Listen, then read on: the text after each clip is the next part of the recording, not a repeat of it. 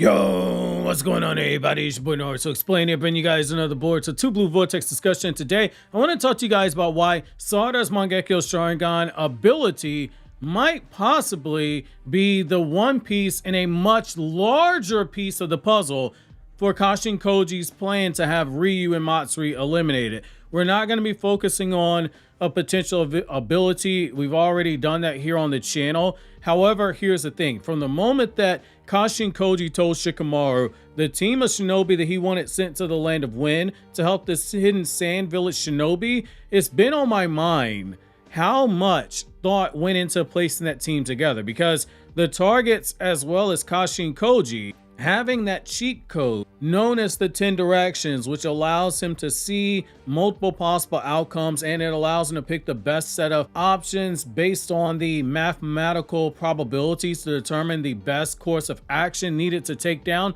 the two awakened Shinju and eventually Jura, since Jura is the biggest threat to the planet currently. I do think to a degree, we all pretty much thought to ourselves that Sarada and Mitsuki, they made sense far as Konoha Shinobi, since they are two of the strongest in the village, and for a time we thought maybe Boruto would show up there as well, until we got information from Koji that Boruto must not be allowed to head to the battlefield or else Jura will kill him. The same thing is true for Himawari. Kashin Koji said that if she ever left the village, Jura would kill her too, so that left Kawaki, but he's currently letting Amato reprogram his body in order to unlock power that goes beyond Ishiki and attack power, and he flat out told him, use whatever methods you need to make me stronger than Jura while you're at it. However, Amato working his ninja tech and Otsutsuki clan mumbo jumbo on Kawaki looks like is going to take a bit longer than expected, which brings us back to the team of shinobi that are assembled.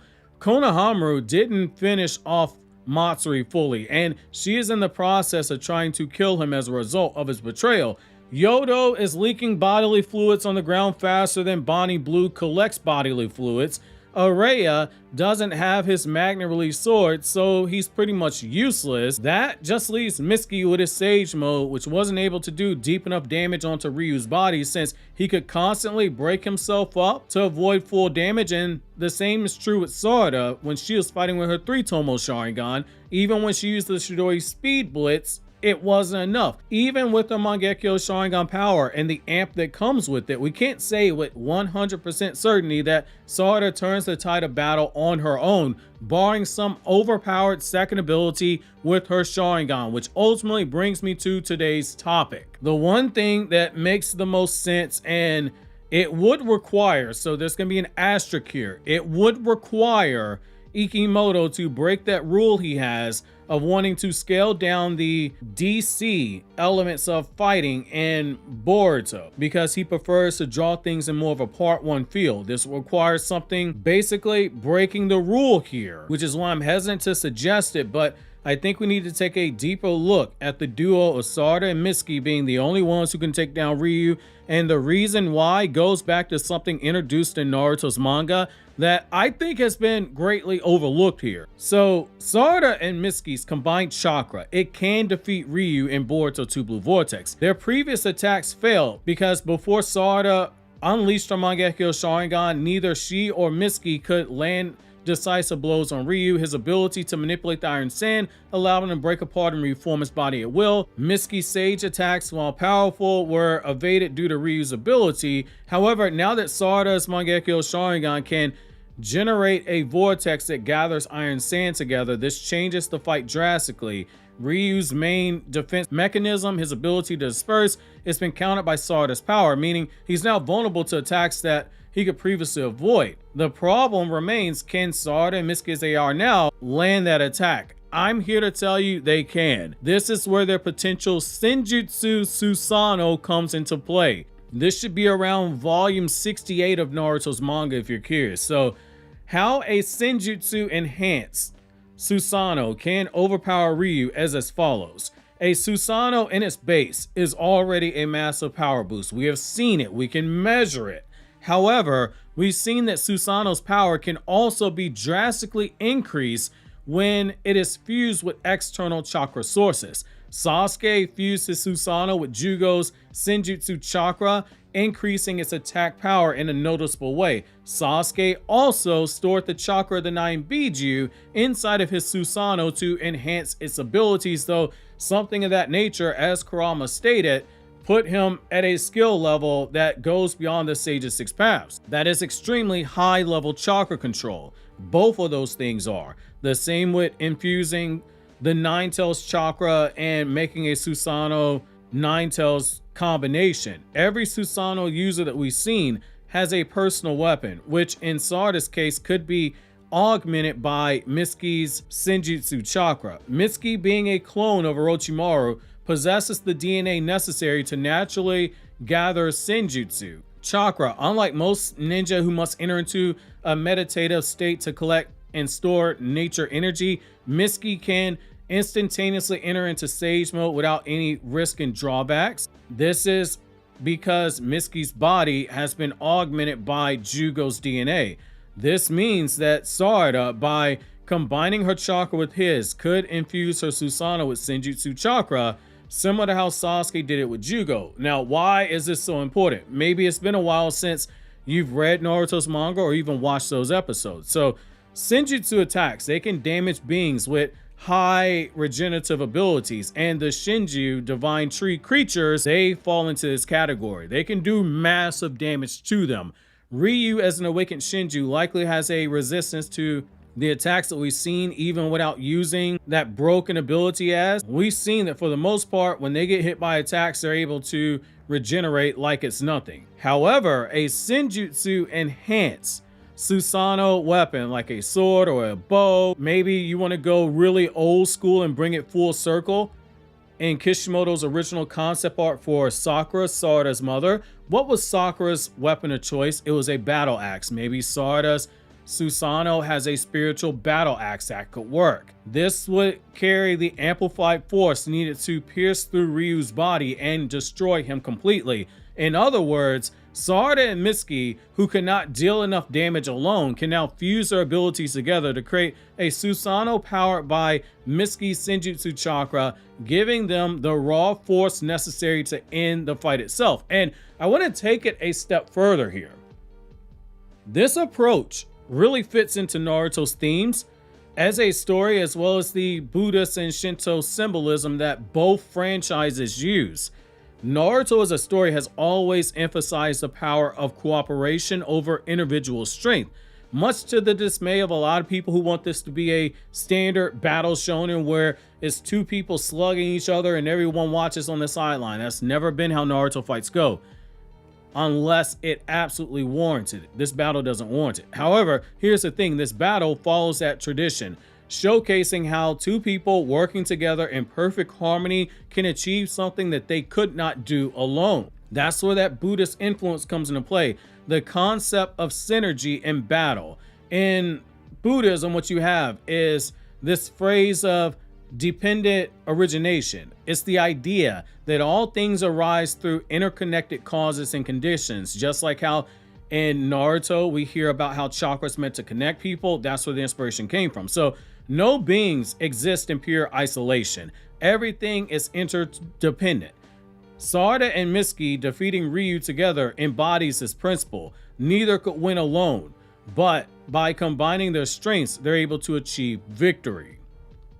This also reflects the Buddhist teaching that wisdom and compassion must work together. Sarada, as a Sharingan wielder, represents the insight and strategy element, which would basically be wisdom, while Mitsuki, with his calm demeanor and his ability to support Sarada's abilities, his connection to nature through Sage mode, it represents the compassion and adaptability.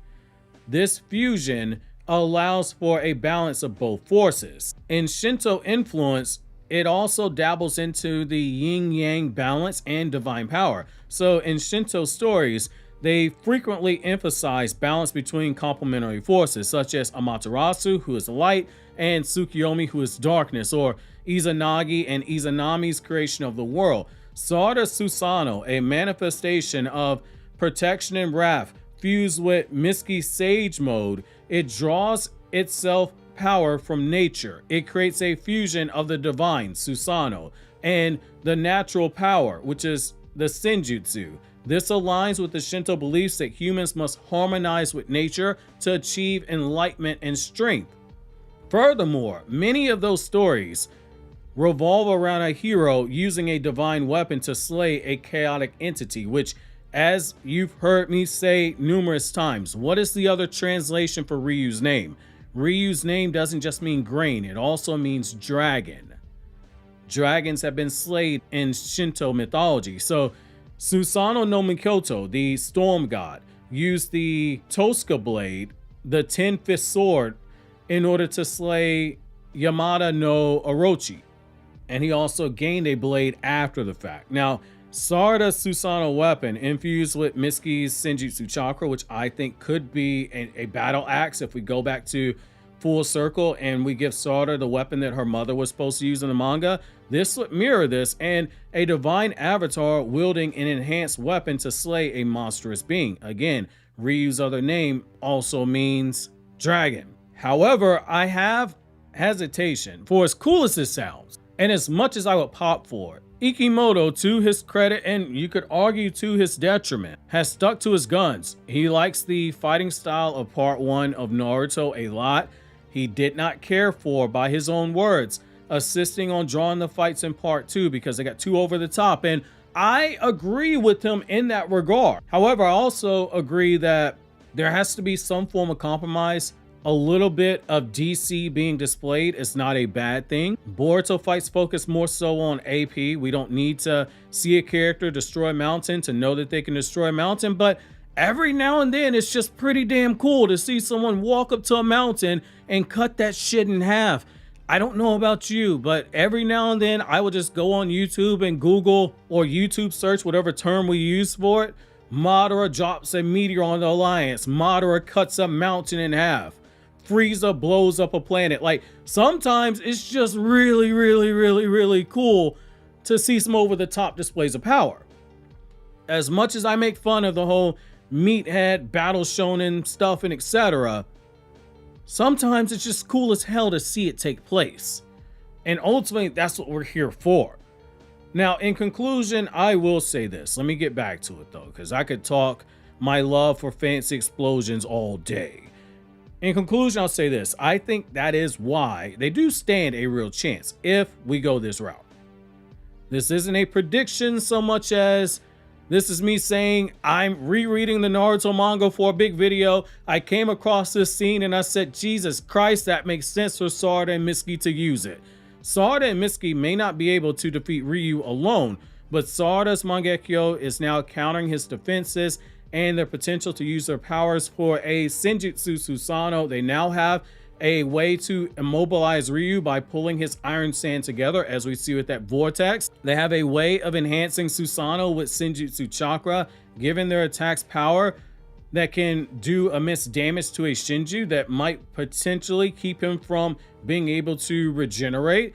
There's also the chance of adding more damage via a personalized weapon, basically a battle axe. Really want a battle axe, bring it full circle to Sakura, and that could be something infused with Senjutsu, giving them the necessary force to destroy Ryu completely. It would also be a battle that follows Naruto's core theme of teamwork, overcoming individual limitations through cooperation. It will be a fight that embodies Buddhist and Shinto principles, portraying harmony between wisdom and power, humanity and nature. While victory in of itself isn't guaranteed here, their new synergy, it gives them the best chance yet to destroy Ryu, something that really seemed like it was unwinnable in terms of a fight. It could turn into a decisive moment of growth and triumph for both of these characters. Obviously, if you enjoyed this video, consider subscribing and checking out more videos from Naruto Explained by clicking here on the left. Click up here up top for this video from my Everything One Piece Explained channel, or click over here on the right for my new video from Anime Explained, where I break down how many years Sakura would go to jail if he was made to stand trial. Strongly recommend checking that one out.